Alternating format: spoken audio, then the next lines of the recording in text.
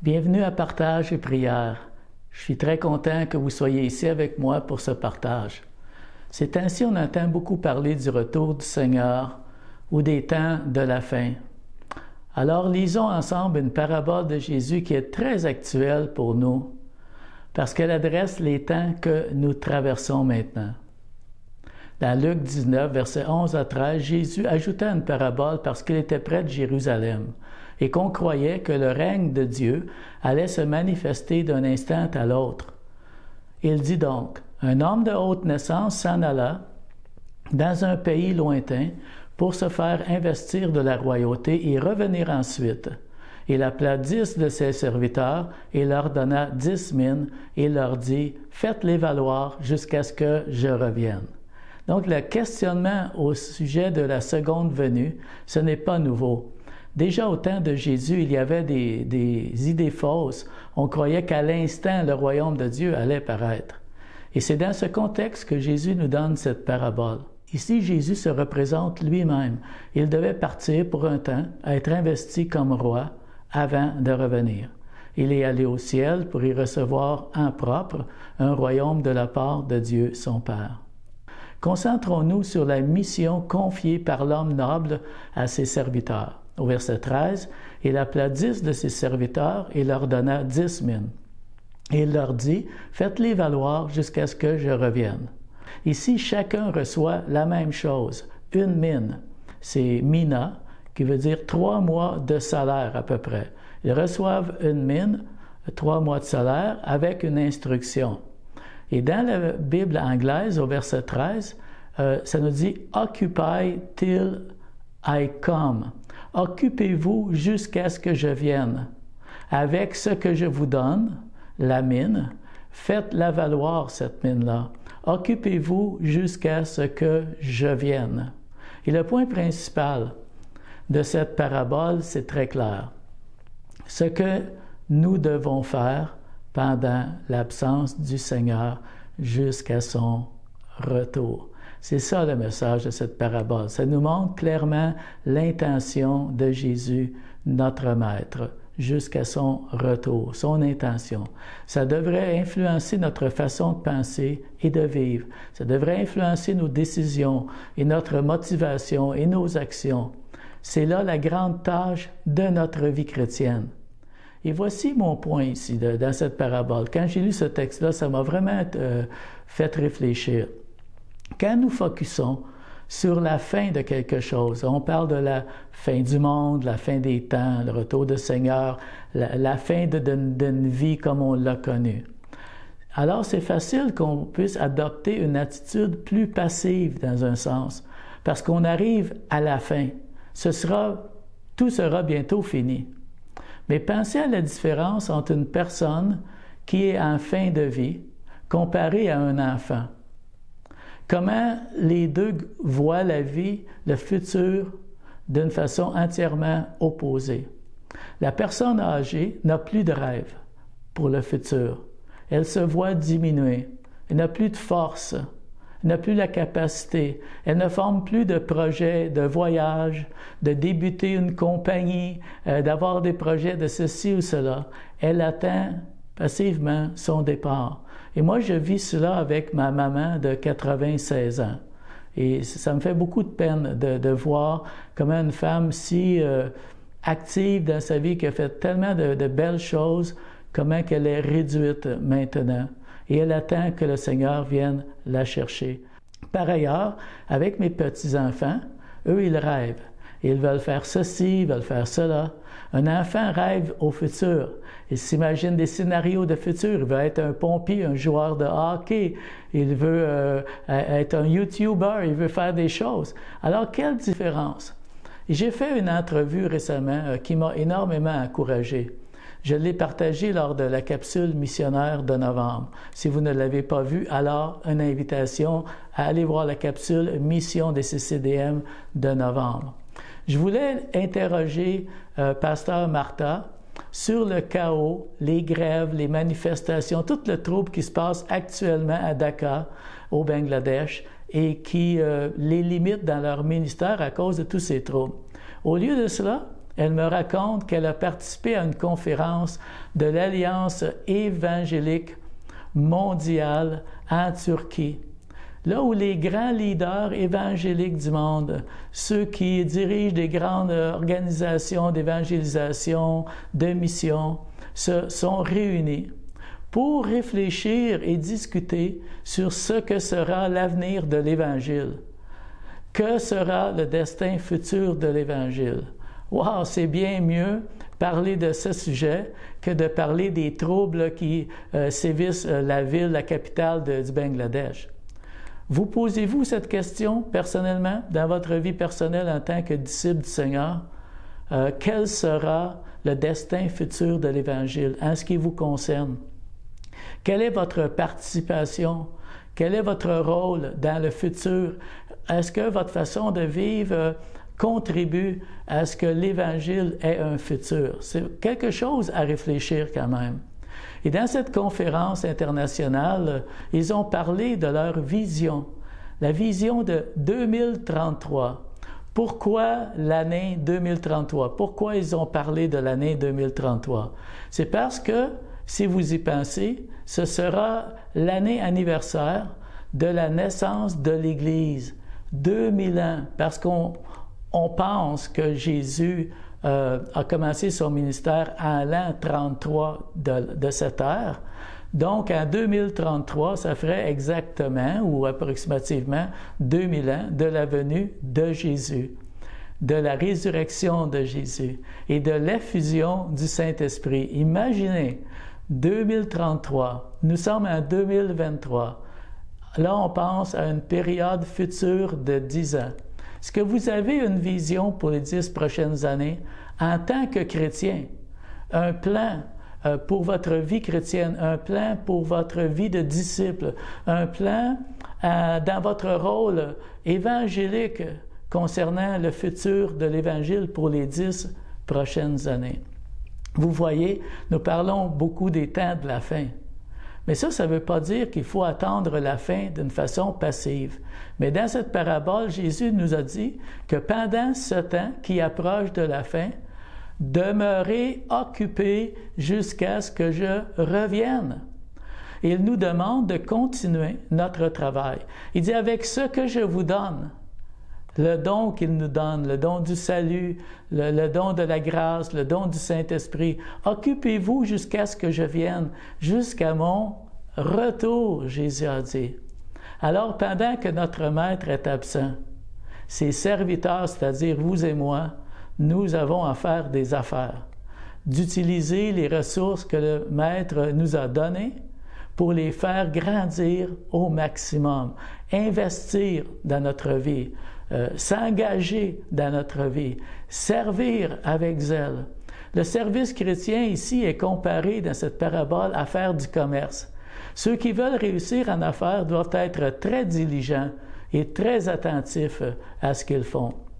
Alors, ne considérez pas la période finale de son absence, jusqu'à son retour, comme dans une fin de vie, mais plutôt comme un sprint final d'un long et dur marathon. Pensez à ceux qui courent des marathons.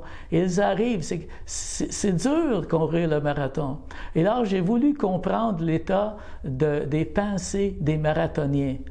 42 kilomètres un marathon, à courir, l'épuisement, les forces qui manquent, les crampes physiques, le découragement, la fatigue extrême, toute une épreuve. Là, je me suis posé la question, à quoi ils pensent dans la dernière partie, face à la fatigue et aux douleurs, quand ils n'en peuvent plus, quand tout leur corps leur dit de tout lâcher, d'abandonner. Alors, j'ai consulté un coureur que plusieurs de vous connaissez. Son expérience personnelle, ici, va nous donner des conseils à nous qui approchons la fin de notre marathon pour le Seigneur Jésus. Et je le cite, c'est comme ça qu'il m'a écrit cette semaine. Pour faire face à la fatigue et aux douleurs, numéro 1, je pense aux nombreuses belles images bien ancrées dans ma tête. Alors, je vous pose la question.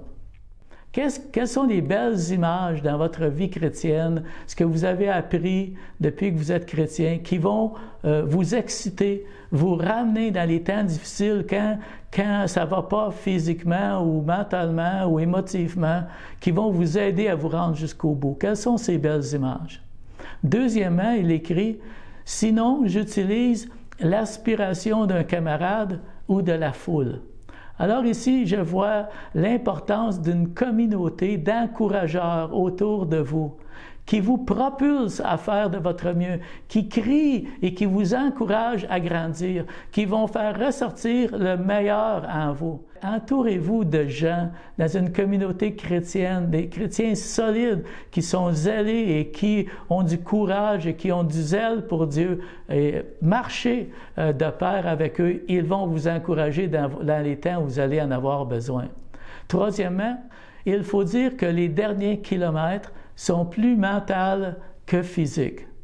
Alors, ça me fait penser que les derniers kilomètres de notre marathon spirituel sont aussi pour nous mentales et aussi spirituelles. Alors, il faut nourrir notre intellect et nourrir notre foi avec la parole de Dieu, avec les prophéties, avec les promesses de Dieu, qui vont faire une différence dans ces temps difficiles, afin que vous puissiez être encouragés et utiliser les ressources que Jésus vous a données et que vous puissiez les utiliser au maximum jusqu'à ce qu'il revienne. Et ça représente bien le marathon dans lequel nous sommes, le marathon de la fin des temps, le marathon qui nous reste à courir jusqu'à temps que nous arrivions à la ligne d'arrivée. C'est dur, mais même si c'est quelque chose de difficile, c'est quelque chose qui en vaut la peine. Donc, en conclusion, cette histoire que Jésus nous raconte montre aux disciples de Jésus, vous et moi, ce qu'ils doivent faire entre le départ de Jésus et sa seconde venue. Verset 15, lorsqu'il fut de retour. Alors déjà en lisant cette expression-là, cette parabole-là nous assure qu'il reviendra et il sera couronné roi quand il va revenir. À ce moment-là, il va faire deux choses. La première, il va évaluer la fidélité et le travail de chacun de ses 10 serviteurs. Au verset 15, il fit appeler auprès de lui les serviteurs auxquels il avait donné de l'argent, afin de connaître comment chacun l'avait fait valoir. Et ça nous montre vraiment la responsabilité individuelle que vous et moi, nous avons. Les choix, notre façon de vivre pendant l'absence du roi. Parce que tous les chrétiens n'ont pas le même zèle. Deuxièmement, il va revenir aussi pour récompenser ses serviteurs fidèles. Au verset 17, il s'adresse au premier serviteur en disant « C'est bien, bon serviteur, parce que tu as été fidèle en peu de choses. Reçois le gouvernement de 10 villes. » Et ça, c'est l'essence de la parabole. C'est la fidélité que le Seigneur récompense. Occupez-vous, demeurez occupés, continuez de faire profiter ce que je vous donne jusqu'à ce que je revienne.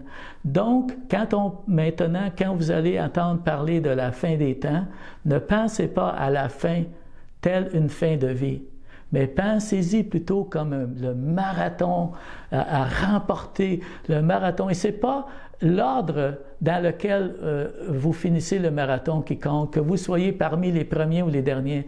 C'est de s'armer de volonté, de courage pour le terminer, ce marathon-là, afin qu'on puisse en recevoir la récompense. La récompense est proportionnelle à la fidélité de notre service. Alors, avant de terminer avec un chant, prions. Seigneur notre Dieu, merci de nous relever ce soir par ta parole.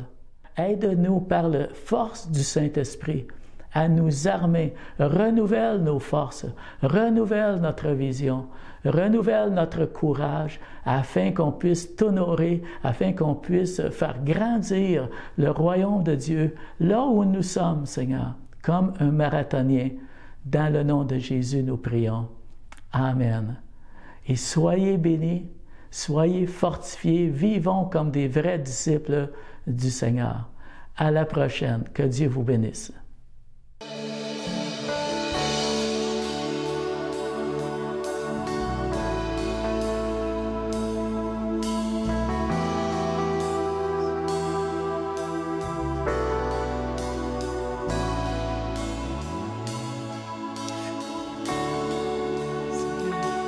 Que Seigneur soit invité par ta sainte présence.